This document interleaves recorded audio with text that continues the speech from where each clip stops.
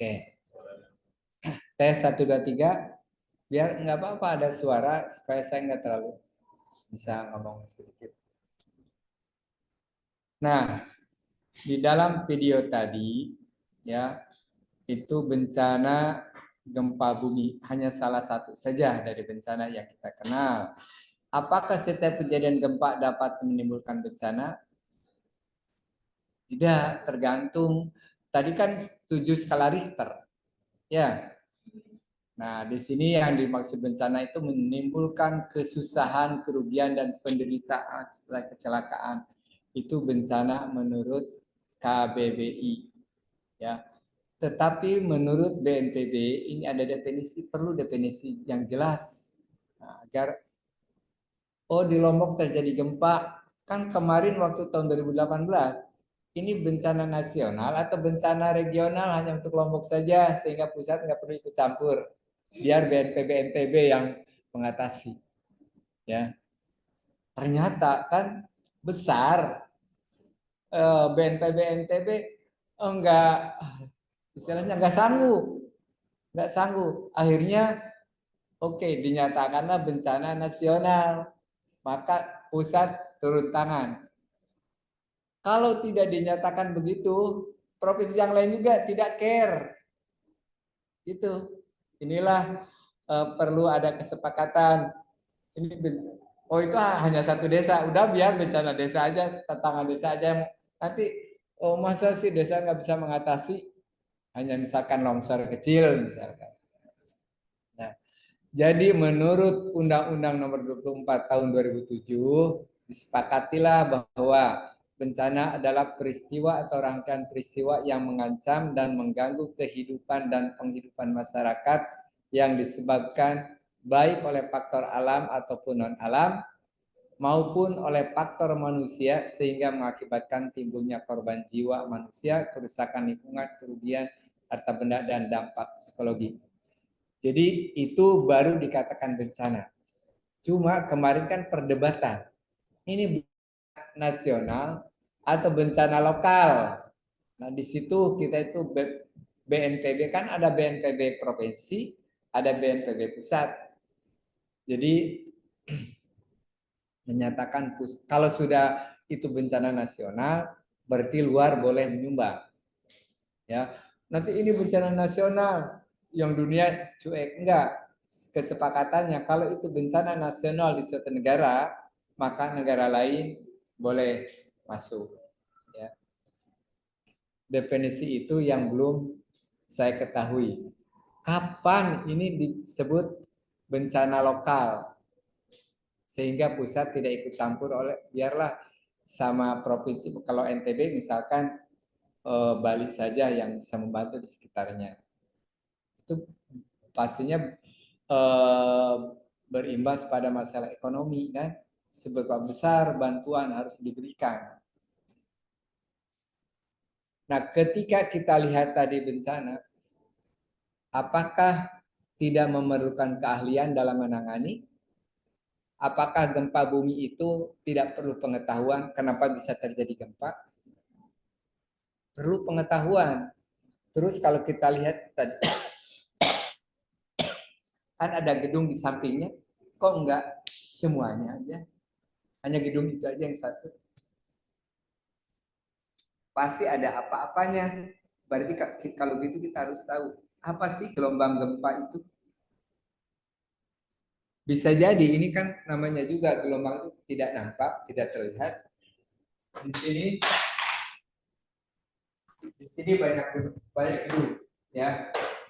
Nah, gelombang itu kan ada puncak, ada lembah.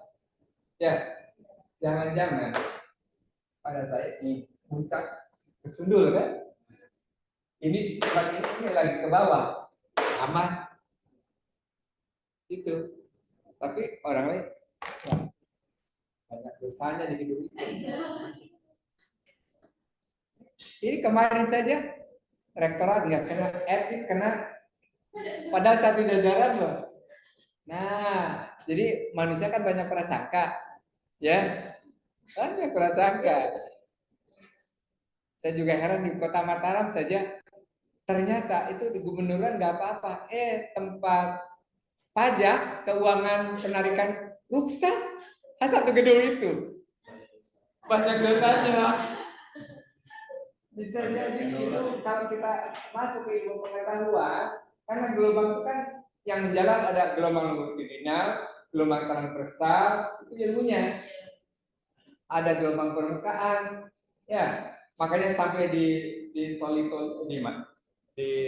Sulawesi itu kan terjungkal-jungkal begini tanah, bisa jadi itu gelombang permukaan yang ngacak-ngacak.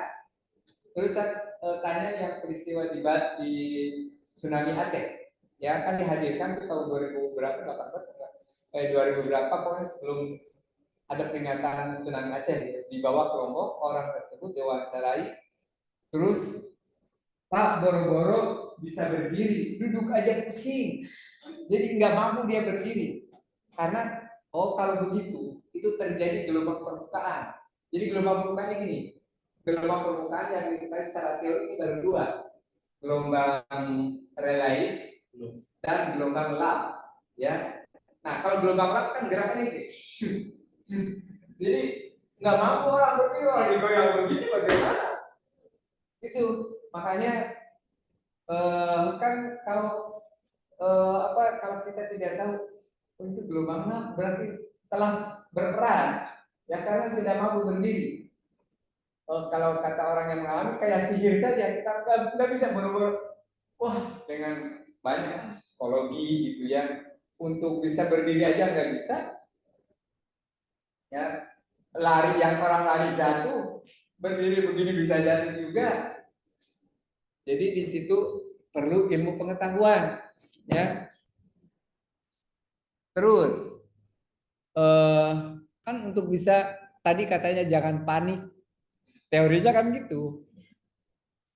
Saya yang ngajar ya kan waktu peristiwa 2018 nih, saya datang bawa mertua juga ke sini. Pas ke sini gempa kan, udah tua lagi. Waduh, sampai malam-malam tuh. Akhirnya kan gempanya juga beberapa kali ya. Nah setelah reda, udah berapa kita bawa pulang aja ke Bandung lagi. Mungkin setelah gempa kedua, nggak salah hari Kamis siang-siang itu kan gede juga gitu ya. Nah, minggu depannya saya cari, mahal juga tiket yang biasanya itu paling 1 juta lah paling mahal. Ini sampai 1.250.000 atau hampir mendekati 2 juta. Wah, saya udah bayar 5 orang lagi kali 2 juta, 12 juta. Udah nggak apa-apa, tarik aja semua. Bisa tinggalkan juga rumah itu. Karena nggak tenang gitu ya, kan masalahnya ada orang tua juga. Terus sudah nih di Bandung saya ceritanya ya. Mungkin hampir 3 bulan saya nggak pulang lagi, di rumah ditinggal saja itu. Kebetulan kan pembelajaran langsung ini online. Ya udah bisa ngajar juga online. Saya itu sholat di masjid ITB Salman ya, karena rumah saya emang dekat dengan ITB. Ketika sholat itu di lantai 2, itu lantainya kan papan, lantai 2-nya itu. Saya lagi usul gini, bergetar. Taunya itu truk. Saya kan lagi tidur, lagi ya lelah pada saya lagi tidur, langsung saya lari. Terus yang lain, Pak ada apa? Astagfirullahaladzim, ini di Bandung saya bilang. Taunya, saya lihat tuh truk lewat. Aduh enggak ada apa-apa deh. Saya duduk lagi. Astagfirullahaladzim. Itu apa namanya? Trauma. Iya. Padahal karena saya kan tidak tahu bahwa saya sedang berada di Bandung, bukan di Lombok, gitu. Jadi perasaan itu terbawa juga.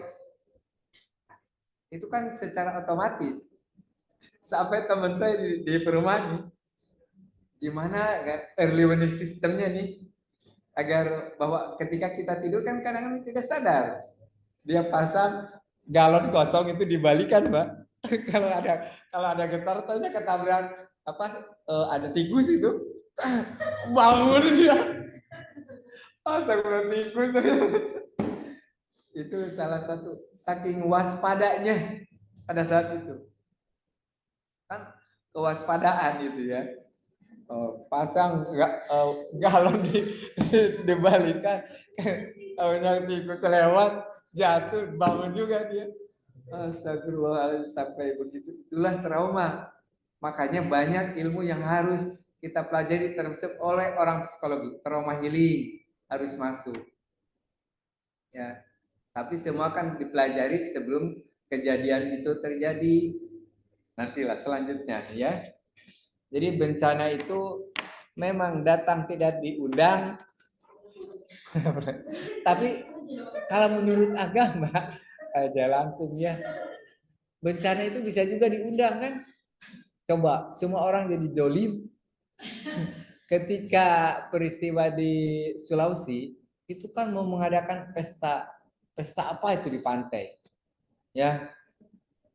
Kemudian juga yang paling banyak itu khawatir juga dengan adanya apa kaum gay itu akan mengundang juga. Sebenarnya ini kan peristiwa alam, karena alam itu memang bergerak, tetapi mungkin nggak akan terlalu besar lah bencananya kalau nggak dibarengi dengan, mungkin juga belum saatnya, tapi karena banyak jolim, udah sikat aja siapa yang punya sih, kan kita tidak tahu. Terus juga masalah bencana itu di tempat itu banyak ada orang yang soleh, tapi yang kemungkaran juga banyak. Kan kayak eh, orang ada madu tuh, di situ banyak semut, ingin ngambil madu, semut yang tidak bersalah jadi korban juga.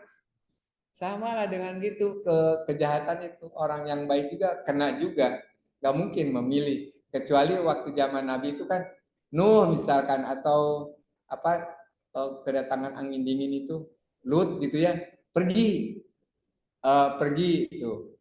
Nah, kan yang tersisa saja yang tidak pergi. Kalau misalkan ngambil madu di sarangnya, ada semut banyak, semut yang tidak bersalah juga kena, itu dibakar. Nah, kayak gitulah bencana itu datangnya. Nah, bencana yang kita lihat, bencana alam, bencana non alam, bencana sosial. Bencana alam ini kita sebut ada dua, bencana geologi dan bencana klimatologi. Geologi itu eh, diantaranya kan tadi ada gempa bumi, longsor, tsunami. Bencana geologi itu karena tsunami itu geologinya di dasar laut kan, ya. Sedang bencana klimatologi, kekeringan, kebakaran, ya. Tapi bisa jadi kebakaran ulah manusia bisa, tetapi itu juga karena kering kan. Nah, bencana non alam, meledak bom nuklir misalkan, itu kan non alam itu, ya. Kecelakaan industri, eh, pabrik plastik terbakar, mungkin ada yang salah, mungkin kesalahan manusia.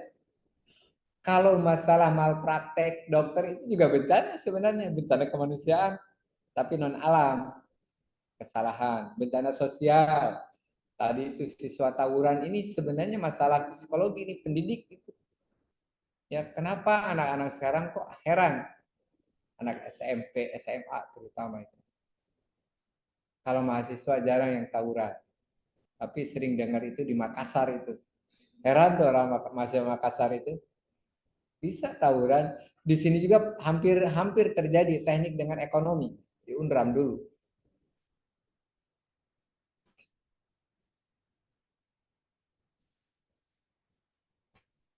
Nah, karena kita hubungannya dengan pendidikan,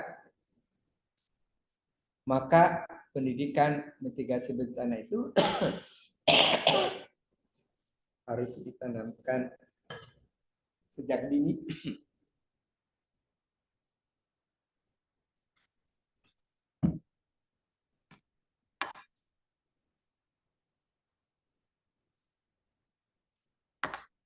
Pasti cara penyampaian pengetahuannya juga akan beda kan?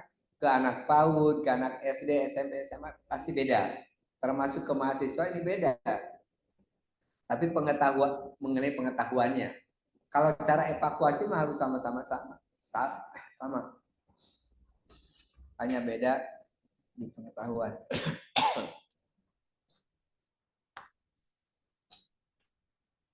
Nah, silakan baca ya. Ya. Oh, boleh sambil minum. Habis itu ada minumannya ya.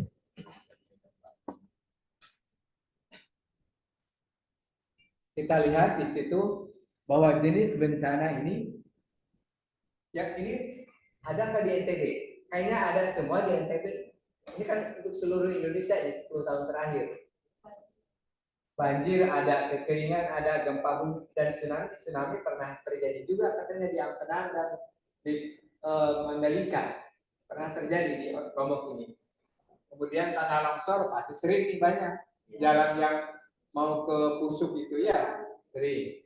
Kebakaran hutan dan lahan, kebakaran hutan di Rinjani sudah pernah terjadi. Letusan gunung api, siap-siap aja. Dulu kan di Sumbawa itu, ya Rinjani kan batu-batu tulis juga, ya. Emang siap, emang siap-siap. Bagaimana lagi? Ya, apakah kita keburu mati duluan atau kita harus selalu siap-siap? Kemudian gelombang pasang abrasi, kita kan daerah laut selalu ada ini. Gempa bumi puting beliung kita sudah mengalami kemarin, daerah mana, Lombok Tengah atau Lombok Barat itu yang rusak puting beliung. Kan kalau di Amerika itu cobaannya besar juga, tornado. Itu kita nggak ada tornado itu sampai rumah terbawa tornado itu. Di kita kan baru atapnya aja, sayapnya aja, belum sampai bangunannya terbawa. Kalau tornado itu mobil yang lagi jalan terbawa tornado itu. Jadi emang di Amerika kalau gempa besar kan benua itu ya, kita kan kepulauan. Nanti sudah muncul juga sekarang gerakan tanah itu di Sukabumi. Tanah bergerak, ya. Longsor itu juga gerakan tanah, tapi longsor kan sebentar. Gerakan tanah nggak sebentar, hampir bisa 2 minggu. Tanahnya terletak. Oh ini rumah kan, karena tanahnya bergeser. Itu kalau longsor kan kadang sekali ya. Sedangkan gerakan tanah itu bisa 1 mingguan. Bikin tidur tidak tenang. Kita belum letak. Oh masih tidur di situ, tetangga sudah letak. Di Ciamis dari Sukabumi sekarang sudah diganti. Itu namanya dijadikan nama kampung haji untuk tempat reklamasinya itu, tempat pengungsiannya. Kayaknya orang yang terkena itu daerah di situ banyak haji. Kan prasangka lagi kita. Ini hajinya gimana ini? Aduh. Jadi gimana sekarang itu? Kan hajah Idul Darah saja. Udah jadi haji itu. Tetap aja goyangannya maut tuh ya. Aduh, pusing.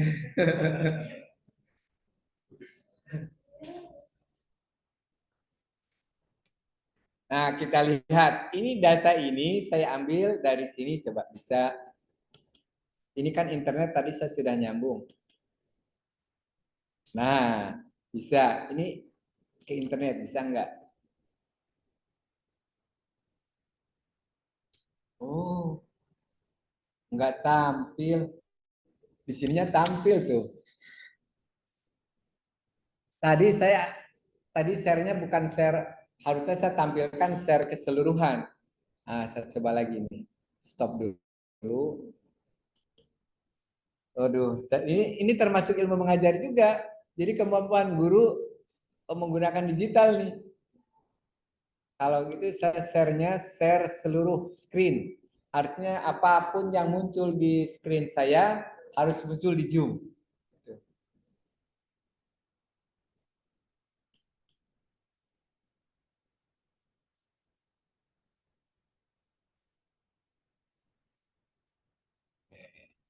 Ini double klik. Nah, kan muncul nih. Ini saya tampilkan apapun yang ada di layar saya harus muncul. Jadi namanya share screen keseluruhan. Ini online dari data informasi bencana dari BNPB.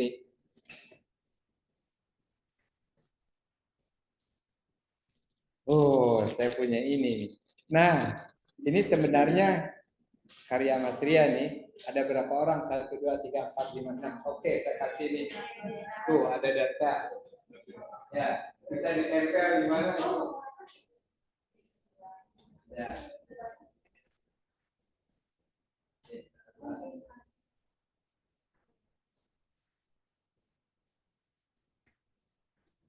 Maka sekarang dijadikan simbol untuk kita, ya. Magister mitigasi bencana. Oke, simbolnya ini saja mirip dengan BNPB. BNPB warnanya biru, saya kuning nih, merah. Tapi belum diterjemahkan. Apa artinya ini? Belum ini. Pokoknya asal gambar aja dulu. Ketika kemarin mau pengabdian ke Pujut, ke Camat Pujut, apa ya kita simbolnya nih untuk magister mitigasi bencana ini? Yang lain belum pada bikin juga. MMB udah bikin simbol ya semacam logo lah untuk MMB.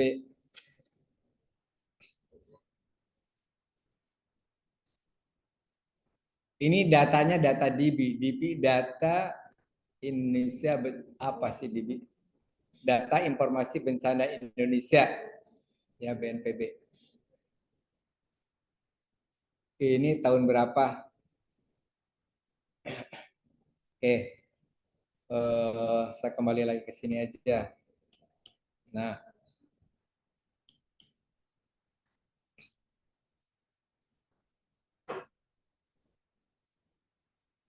jadi mengenai data tersebut kebencanaan kita bisa buka informasinya dari BNPB saja cukup. BNPB, BMKG itu kan banyakkan gempa yang kayak gitu dan klimatologi BMKG.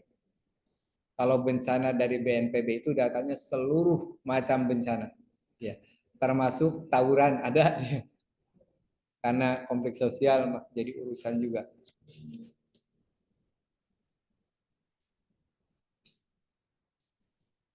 Jadi adanya bencana itu yang jadi permasalahan adalah dampaknya Pak ke kita itu. Dampaknya apa? Misalkan kalau bencana gempa bumi hanya skala Richter 3 kan dampaknya hanya gemeteran saja pada kita. Nah, jadi bencana yang menimbulkan dampak besar. Tahun 2019 ini sampai ada sekian bencana. Artinya semua bencana yang ada lah. Mungkin kecuali tornado.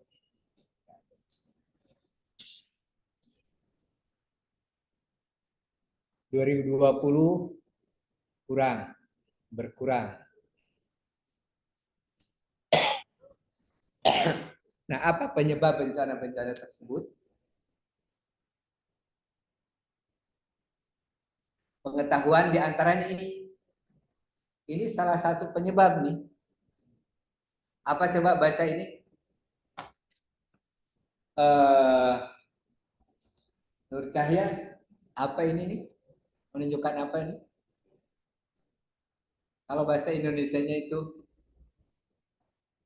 cincin api, ring of fire. Apa itu ring of fire itu? Aduh, Janati, tahu Janati? Apa ring of fire itu?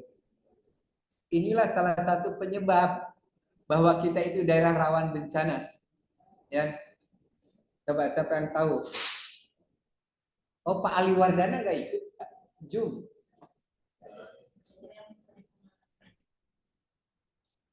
Pak Nanang, mana Nanang? Yang mana Nanang? Ya, Nanang. Apa ring of fire itu kan? Sudah bisa ditebak kan ini apa sih? Pakai tanda merah ini nih? Ah, bukan. Belum ada yang tahu ini. Ini perlu pengetahuan. Ayo, Pak Fahmi.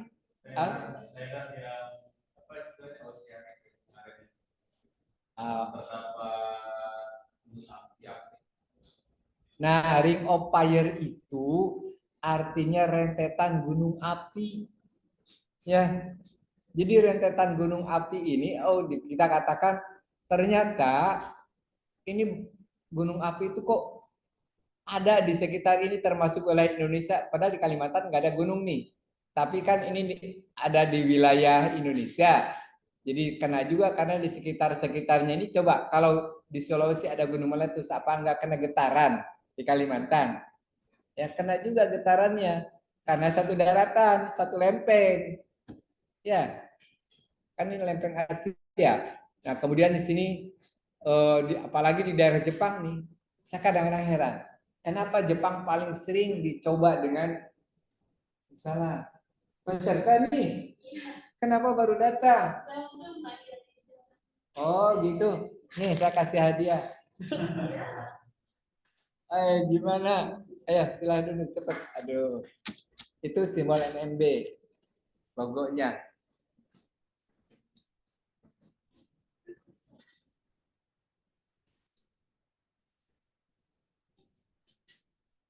Julia ya, Julia. Ke absen isi dulu Julia. Oh, saya juga belum isi absen ternyata. Nanti dikatakan tidak hadir ini.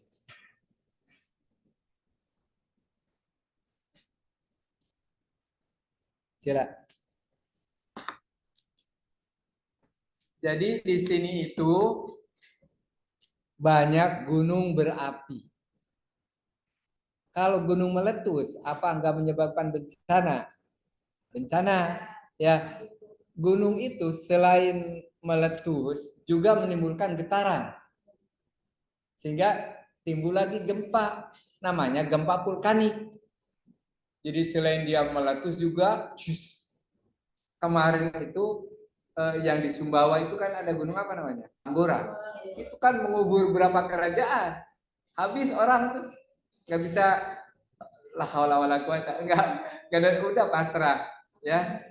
Tapi Belanda, saya pernah beli itu film letusan Gunung Tambora, itu di Jerman beli, yang membuat film itu masih hitam putih, Belanda yang membuat. Saya bawa ke Indonesia, lupa di mana itu. Soalnya tahun 2002, 2003 saya bawa, beli di apa? Pokoknya di supermarket di Jerman lah. Ada itu Tambora, bahasanya masih dalam bahasa Belanda. Bahasanya saya cari, karena saya tidak tahu bakal berdiri mitigasi bencana gitu. Jadi saya abai saja, nyimpan aja hanya untuk kenangan aja gitu. Taunya, loh, di mana dicari-cari. Lagi pula sekarang CD itu kan sudah nggak ada CD lagi di laptop juga. Ya. Nah, eh, tetapi memang di situ banyak bahayanya, ada gunung itu banyak juga manfaatnya. Jadi subur di daerah yang banyak gunung api itu. Jadi emang gini ya, kalau kita bisa menalukan yang kayak menalukan macan itu, ya kan kita bawa tuh macan tuh tunduk sama kita bawa jalan-jalan, gak ada orang berani, ya. Oh, karena yang ditalukannya macan gitu. Sama nuklir itu juga termasuk binatang buas lah nuklir itu. Tapi kalau kita bisa menalukan nuklir itu manfaatnya banyak. Ya. Tetapi ini kita istilahnya tidak bisa menalukan alam. Kita hanya bersahabat dengan alam. Alam emang siapa yang menguasai? Bukan manusia. Ya enggak yang mengendalikan alam itu. Tapi jin katanya. Makanya si Abah, mana tuh yang di gunung apa tuh ya? Gunung di Jogja itu, Bahmir, Marjan. Tetap aja meninggal. Oh, jadi pawang. Gak bisa. Emangnya jin penguasa alam. Ya, kayak gitu. Ini makanya perlu iman dan takwa itu perlu. Sekarang kan bisa diselewengkan. Kayak ya jin itu sepertinya lebih sakti daripada manusia kan. Padahal sama-sama takut sebenarnya. Jin takut, manusia juga takut. Tapi hanya orang yang berilmu yang tidak takut. Gitu. Karena ketakutan itu karena kebodohan. Benar, bodoh itu banyak membuat kesalahan, takut. Malah saya kalau ngobrol dengan orang yang saintis gitu, orang biologi, nggak apa-apa katanya. Itu kan kejadian alam saja. Jadi tidak banyak prasangka. Bisa jadi orang komunis kan tidak semua kan terjadi dengan sendirinya malah dia. Emang kamu siapa yang jadikan kamu itu di rahim ibu? Nggak bisa jadi dengan sendirinya kan. Aduh, saya waktu di Jerman itu banyak teman orang komunis dia. Dia dari Rusia, tapi negaranya kayak namanya Maksud. Saya bilang tanya, tahu nggak itu maksud itu apa? Dari bahasa Arab itu. Bahasa kan sekedar nama saja. Tapi dia tidak beragama. Namanya Maksud. Saya bilang maksud itu, dan kalau dalam bahasa Indonesia tujuan, itu bahasa Arab. Bahasa Indonesia itu kan banyak diserap dari bahasa Arab. Maksud, almarhum. Coba almarhum bisa digantikan pakai bahasa Indonesia apa? Nggak ada, almarhum itu bahasa Arab. Tapi heran pernah terjadi. Hati-hati Arabisasi. Orang udah banyak bahasa Arab, heran. Makanya kita harus hati-hati di Indonesia ini. Coba aja sekarang, kemarin berita nih, Paskibraka. Kan tadinya pakai jilbab. Enggak pakai jilbab, itu kan udah pelecehan juga. Siapa ini yang mengendalikan? Mengendalikan negara Indonesia? Iya, dengan aturan keseragaman. Tapi berarti kalah itu agama, aturan Tuhan. Astagfirullahaladzim. Saya padahal di situ apa ya, kan menghargai aturan agama.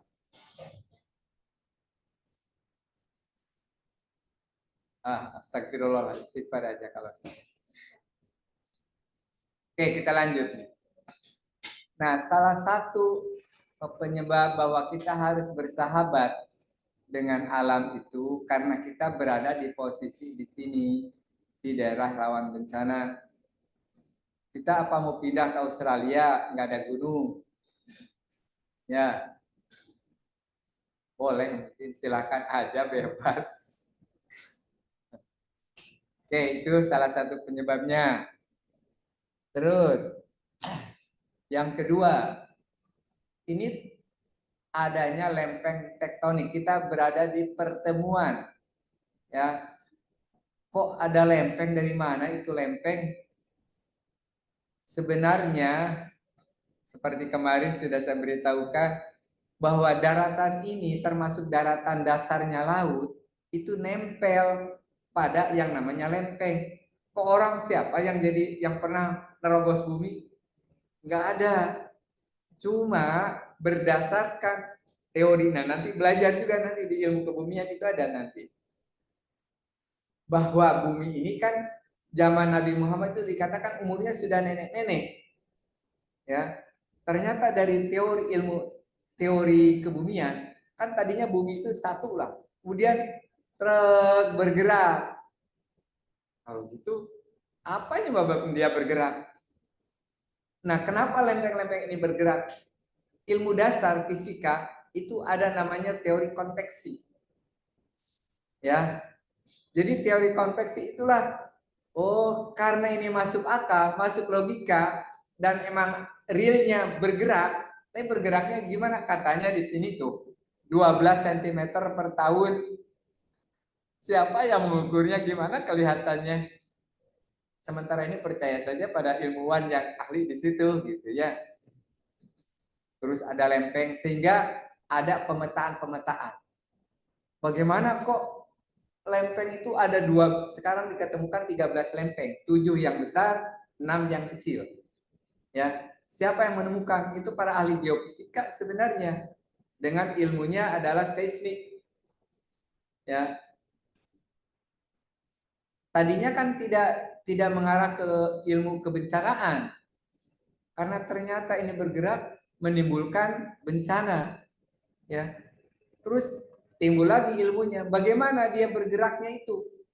Nah, ideal saja pikiran manusia itu. Idealnya Gerakan lempeng itu ada yang saling beradu begini, namanya subduksi, ada yang saling menjauh, ada yang saling bergeser, transform. Ya, itu idealnya hanya 3. Mungkin yang secara itu kan manusia mah berpikiran idealnya lah seperti itu aja gerakannya yang bisa dipelajari. Kayak gelombang juga yang saya ajarkan ke mahasiswa itu gelombang yang teratur, gelombang yang berkelakuan baik. Ada gelombang yang tidak berkelakuan baik, itu susah dipelajari. Maka yang bisa diajarkan itu yang berkelakuan baik saja. Kita juga ngajar yang berkelakuan baik aja, acak-acakan, tawuran, nggak diajarkan di sekolah. Tapi terjadi kan. Tapi yang semua yang ditularkan itu yang baik-baik saja sebenarnya, termasuk pengetahuan juga. Ternyata gelombang itu ada gelombang yang tidak bisa dipelajari karena acak-acakan. Ya, yang dipelajari itu gelombang harmonis, berkelakuan baik, panjang gelombangnya tetap, amplitudenya tetap. Padahal gelombang itu kan tak tak tak gitu, kayak gelombang kejut, tidak harus selalu begini. Gitu. Nah, inilah perlunya pengetahuan. Katanya Kalimantan itu aman, tidak ada gempa. Kalau jadi Sulawesi ada gempa, kena juga getarannya. Nggak tahu besarnya berapa. Tetapi di Kalimantan ada gunung nggak? Nggak ada. Tapi kena banjir kan? Bisa kebakaran hutan juga. Jadi bencana mah emang Tuhan yang punya kuasa lah ya. Yang jelas kita jangan mengundang bencana itu aja. Oke. Kemudian mitigasi. Nah, kita kan tadi pendidikan mitigasi bencana, bencana dulu turun. Sekarang mitigasi, karena sudah ada bencana, mitigasi itu cocok dengan istilahnya pencegahan lah, ya. Nah, jadi mempersiapkan, jadi cocok pada pengertian pencegahan. Karena istilah mitigasi sekarang masuk juga ke dunia pendidikan. Ketika saya menatar guru-guru kan membuat RPP, rencana pembelajaran. Nah, seandainya rencana pembelajaran itu pas mau mengajar tidak sesuai dengan yang direncanakan, apa mitigasi Bapak Ibu? Ada istilah mitigasi. Saya bingung, loh kok mitigasi sampai ke dunia pendidikan? Artinya kalau ada masalah, maka solusinya apa? Gitu. Jadi mitigasi itu solusi jika ada masalah. Itu berarti kan itu pencegahan-pencegahan. Dalam dunia kesehatan kan preventif itu mencegah lebih baik daripada mengobati. Itu juga sama. Apalagi di sekarang itu tindakan-tindakan di kedokteran sudah include ada mitigasinya apa nih? Kalau operasi ini nggak jalan, ada. Saya bilang masuk semua.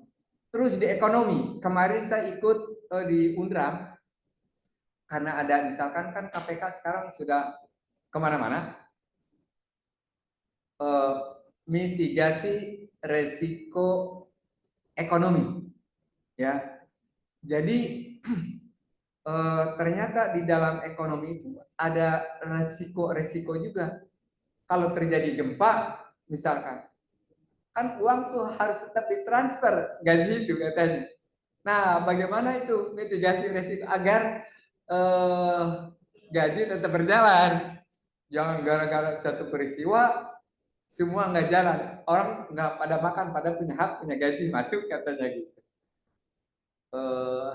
Jadi pengetahuan resiko atau mitigasi di dalam ekonomi juga ada. Jadi sekarang istilah-istilah sains itu masuk ke semua lini.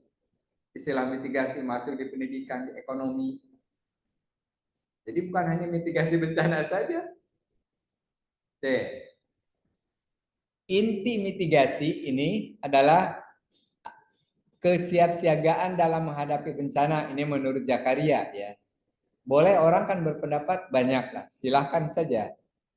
Tapi intinya bahwa mitigasi bencana itu bertujuan untuk meningkatkan pemahaman semua pihak tentang pentingnya mitigasi siaga bencana Yang penting siaga bencana mitigasi juga dalam upaya mengurangi resiko bencana. 2, untuk meningkatkan upaya-upaya mitigasi siaga bencana. 3, mendorong peran serta dan keterpaduan antara pemerintah, antar instansi, swasta, dan masyarakat dalam mengembangkan upaya mitigasi siaga bencana. Jadi harus siap siaga aja.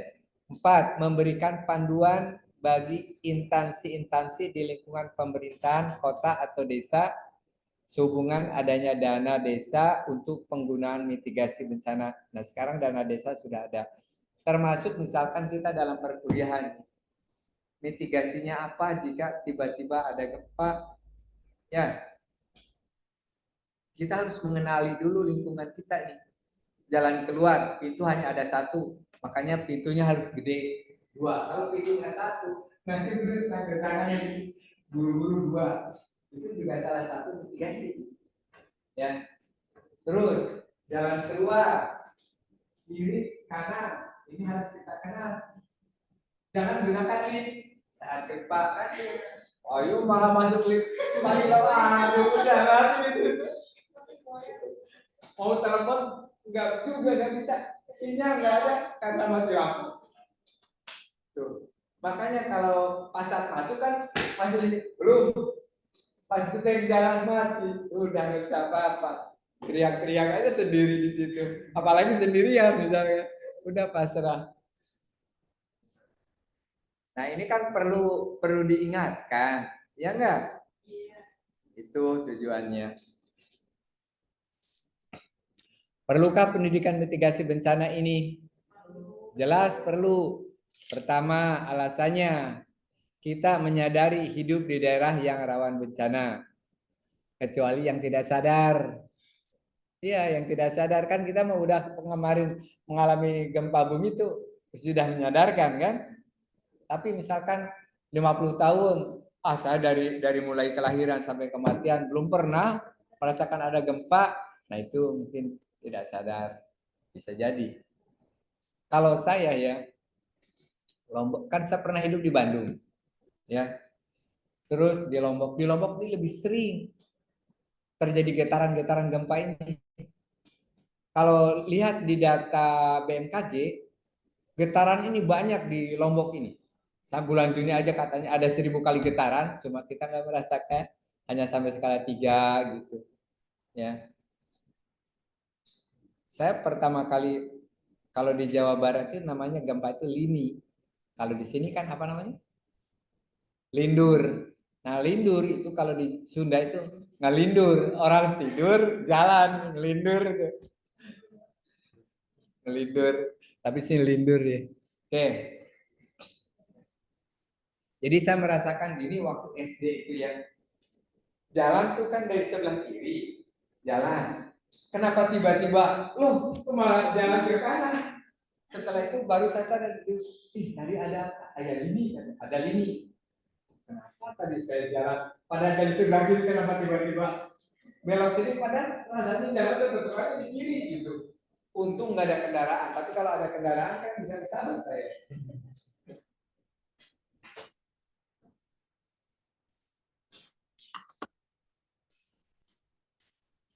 Nah, tujuan pendidikan itu dapat memperkecil risiko dengan merubah perilaku, sikap peduli bencana, kesiapsiagaan terhadap bencana, dan sadar adanya bahaya dengan terbentuknya pengetahuan kebencanaan. Melalui pendidikan mitigasi bencana mewujudkan pola pikir keselamatan bersama. Jadi jangan hanya menyelamatkan diri sendiri saja. Ya, ada kepedulian. Membudayakan kesiapsiagaan terhadap bencana, menggali kearifan lokal dalam mencegah dampak bencana secara berkesinambungan dari generasi ke generasi berikutnya. Karena kalau lewat pelatihan itu kan hanya satu kali aja, insidental. Udah lupa. Kalau ada pendidikannya, otomatis berlanjut lah dari generasi ke generasi. Nah, ini ada yang bisa bahasa Inggrisnya nih? Yang penting di sini tuh, we must above all shift from a culture reaction to a culture of prevention. prevention. Maksudnya kita itu harus menggeser budaya dari bereaksi ke budaya prevensi. Prevensi itu kan pencegahan. Jangan ada gempa baru bereaksi. Harusnya kita persiapan nih, ya. Kalau ada gempa bagaimana? Sama istilahnya sama tadilah, pencegahan itu lebih baik daripada mengobati. Nah, tuh. Jadi prevensi pencegahan itu sebenarnya lebih murah daripada nanti harus mengobati, daripada harus misalkan setelah terjadi bencana gitu kan, biayanya lebih tinggi.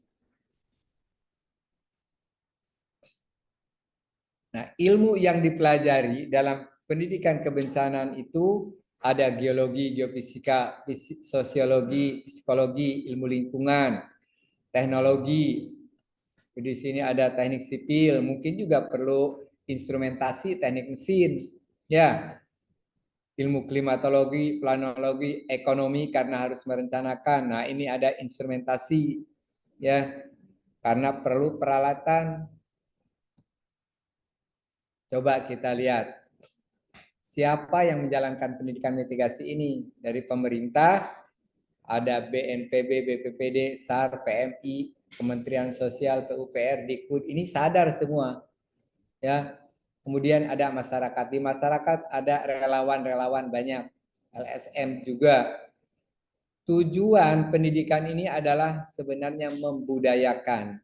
Di antaranya budaya sadar bencana dan budaya siaga bencana.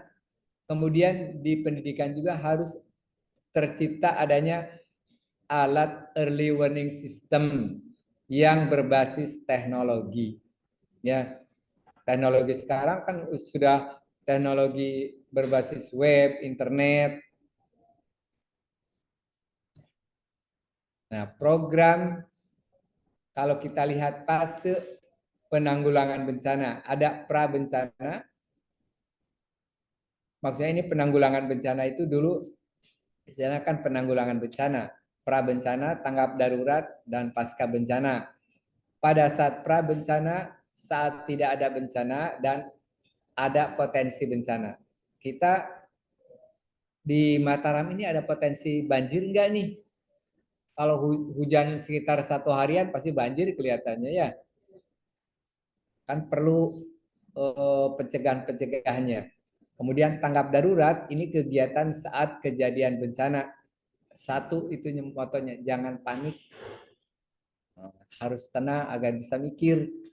Tapi rata-rata kan orang BPBD-nya juga pas ada gempa, lari selamatkan keluarganya dulu, datang pulang dulu keluarganya kan.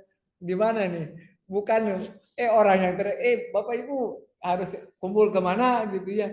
Ini lari dulu karena ingat keluarga dulu kan. Larikan keluarga dulu katanya. Oke. Emang itulah manusia, emang alaminya seperti itu. Saat kejadian, kajian cepat status kedaruratan. Nah, ini adalah peran pemerintah nih. Saat kejadian kan harus buru-buru, siapa yang mendata untuk memberikan bantuan. Itu harus ada yang bergerak. Ini kan harus direncanakan saat sebelum terjadi gempa. Ya, siapa begitu ada gempa, kalau masyarakat biasa kan menenangkan diri bagaimana menyelamatkan. Terus harus ada orang yang mencatat berapa jumlah yang mengungsi, berapa jumlah yang mati, berapa kerusakan, bikin laporan, ayo pemerintah langsung rapat, kan gitu. Tapi rapatnya bukan di tempat yang gempa kan, harus di luar, ya harus di tempat yang aman. Gak bisa mikir lagi rapat, gempa lagi, gimana gitu. Nah, kemudian setelah selesai, maka pasca gempa mikir lagi pemulihan. Pemulihan baik dari trauma, pemulihan fisik, ya. Nah, ini rehabilitasi ini bisa rehabilitasi orang, bisa rehabilitasi bangunan kan. Terutama fasilitas umum lah harus berfungsi dulu. Jadi kegiatan kita pada pra bencana pengetahuan mengenai kerentanan potensi, pelatihan dan latihan tentang kebencanaan, sarana dan prasarana yang harus disiapkan. Ini sebelum bencana. Saat bencana, kajian, membaca, menilai kondisi, penyelamatan, evakuasi, perlindungan, upaya pertolongan, upaya pemenuhan kebutuhan. Ini yang diperlukan saat bencana. Pasca menyiapkan sekolah untuk siap melakukan proses kegiatan belajar karena berhubungan dengan pendidikan.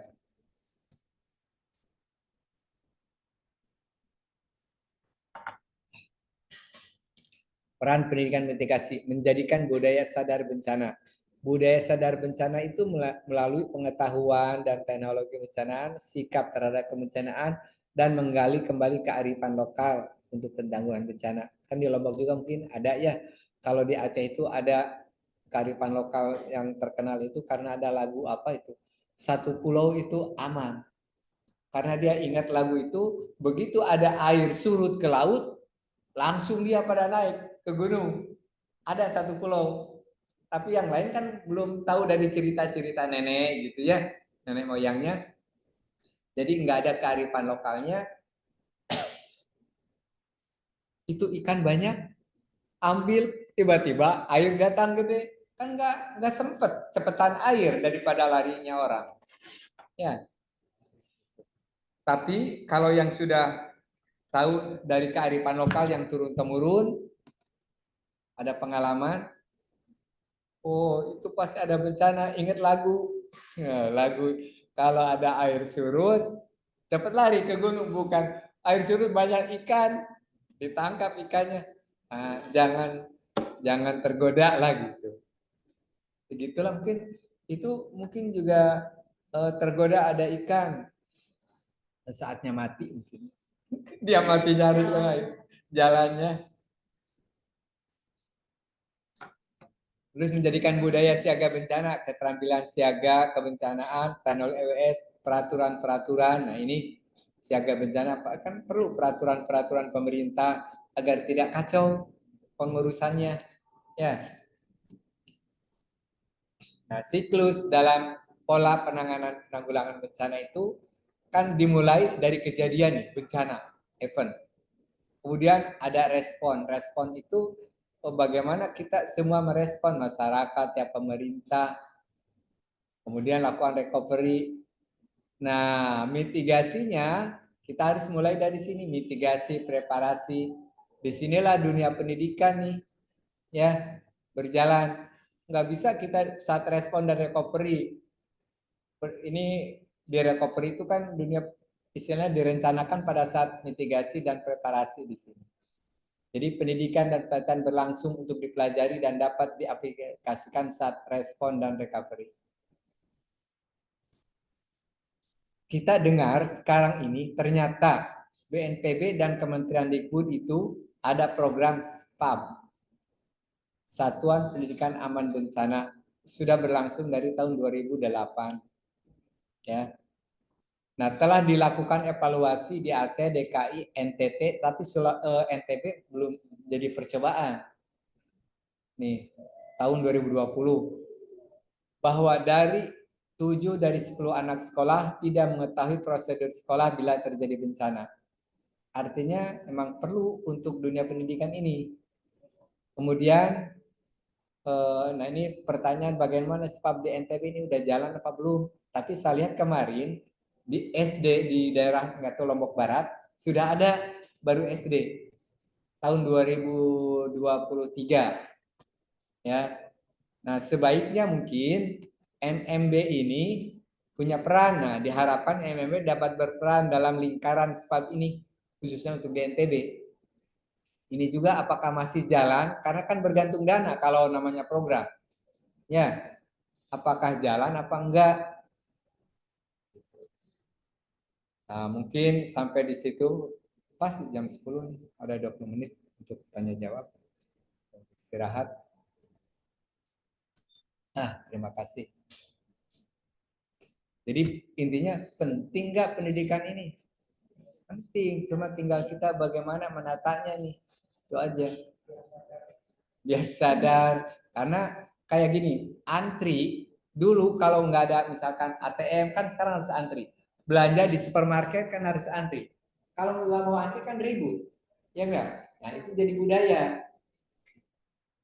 Kan saya pernah ke Jepang kemarin itu kebetulan untuk masalah kebencanaan, mitigasi bencana. Ada 12 orang dari seluruh Indonesia dari yang didanai oleh Kementerian Perencanaan Pembangunan. Universitas yang ikut itu Unram, saya dengan Pak Buan yang ikut. Kemudian dari Tadulako 2 orang, dari Aceh 2 orang, dari ITB 2 orang, selebihnya kementerian. Kementerian Pendidikan, Kementerian Keuangan, Kementerian Luar Negeri, kemudian PUPR. Ya, datang ke sana selama 12 hari diperkenalkan bagaimana misalkan mengatasi longsor. Itu di Jepang itu banyak daerah-daerah lereng itu kayak pakai jaring-jaring, ya, tanaman rumput. Terus kalau istilahnya kalau di beton ada jaring juga, harus ada jalan keluar air. Di kita itu biasa sebenarnya ada, ya. Jadi daerah-daerah yang harusnya bisa diterapkan sepanjang jalan busuk itu kan, apalagi kalau ada batu loncat, oh nggak tahu kita hutan kan. Saya pernah naik bis dari sini dari Mataram ke Bima, itu di hutan Bima tengah malam, mungkin sebesar meja. Saya kira ada mobil yang terbalik apa atau kebakaran gitu ya.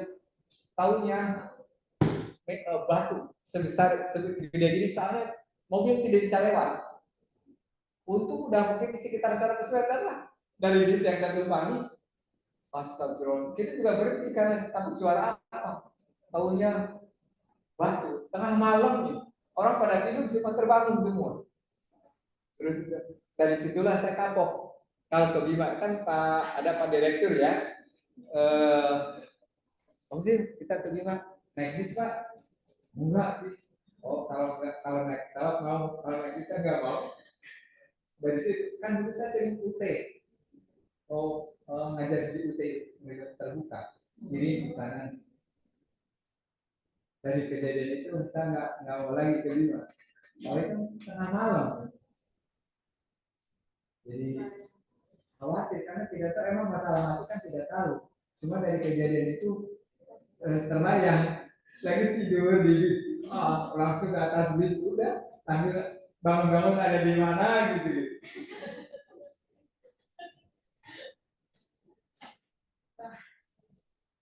Oke, saya kira cukup ya. Ini nanti bisa dibaca di, mungkin kita punya web enggak ya, dalam file PDF. Terima kasih banyak, mudah-mudahan tetap semangat ya. Saya juga semangat walaupun agak batuk-batuk. Mudah-mudahan saat ngajar ini saya bilang, makanya saya bekal air.